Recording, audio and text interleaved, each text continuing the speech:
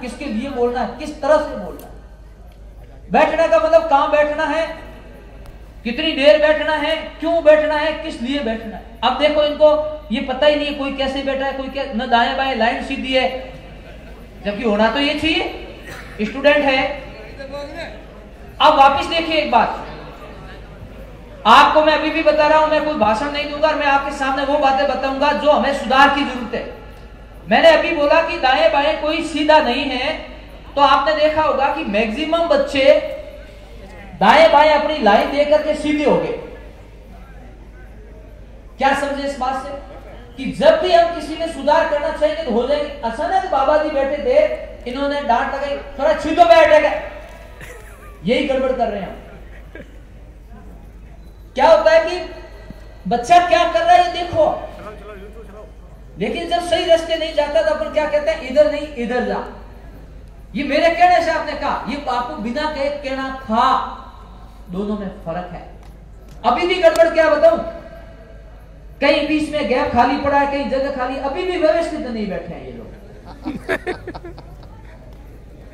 हाँ, अब क्या हुआ, इस बात को कहने के पीछे मकसद था, इतना कहने के बाद में भी इनको क्या बोल मैंने दिया, कान सुन रहे हैं लेकिन शरीर उसका रिएक्ट कर ही नहीं रहा है। मतलब इनको ये पता ही नहीं, होश है ही नहीं। ये हालत हो जाती है बच्चों के।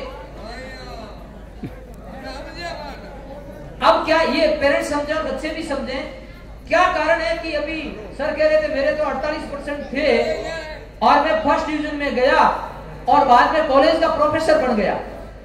बस यही से शुरुआत होती है कि भाषणों से कुछ नहीं होना, करने के बाद आप ऐसा करते हो नहीं करता। एक उदाहरण समझिए कि जैसे खाना बनाने की एक रेसिपी आती है कि 1 किलो आटा लीजिए, 1 किलो घी लीजिए, 1 कढ़ाई लीजिए, 5 लीटर पानी गर्म करिए, कढ़ाई के अंदर आटा को भूनिए, घी डालिए, फिर भूनिए, ब्राउन होने तक भूनिए, फिर उसमें पानी डाल दीजिए, हलवा बन जाएगा। आप ये रेसिपी सबको याद है, पूरे की पूरी लिख दी, नंबर पूरे के पूरे आ गए। क्या भूख खत्म हो जाएगी?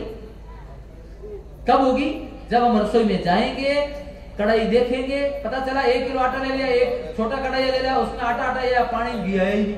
होता है ऐसा, जिसको अनुभव नहीं होता तो ऐसे गड़बड़ हो जाता है। अब आप ही के सामने आप ही के गांव के बच्चे हैं, देख सकते हो कि 10 मिनट कैसे थे, 10 मिनट बाद कैसे। यानी यदि हम चाहें यही बच्चे जैसा कहो वैसे तैयार हो जाएंगे, ये आपके सामने बैठे। हम वैसा करना चाह ही नहीं रहे, यही तो वही तो बच्चे हैं। मैंने खुद या पीटीआई की तरह ये नहीं कहा मुर्गो बन जाओ थोड़ा सीधू नहीं कहना।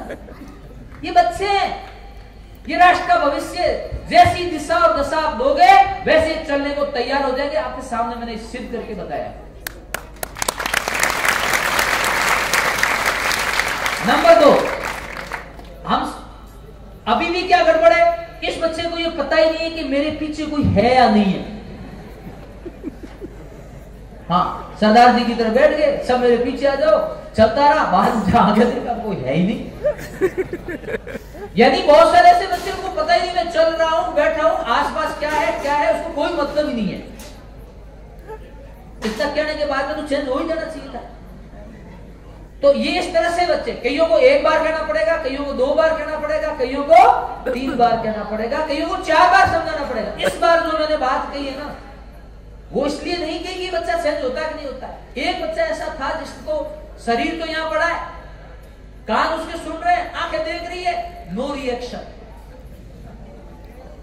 अब वापिस आते हैं, मुझे लक्ष्मण जी ने परमिशन दी है कि 8 बजे की बजाय 8:30 तक चला लेंगे, तो थोड़ा सा मैं टाइम ज्यादा लूंगा।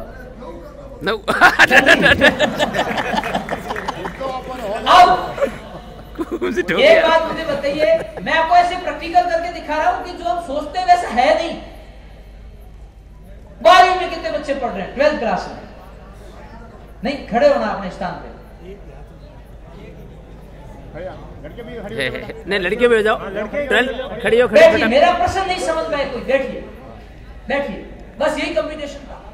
आप अभिभावकों की फिर आदत सुधरी नहीं। जब मैं खड़ा कर, आप क्यों बोल रहे हो बीच में? आपको बोलना ही नहीं, काम बोलना यही पता नहीं है ना। मैं यही तो कहा, बोलना, बैठना और बात करना नहीं आता। जब जरूरत थी तब बोलना होता है, चुप रहना तब पता ही नहीं है। मैंने पूछा कितने लोग 12th में पढ़ रहे हैं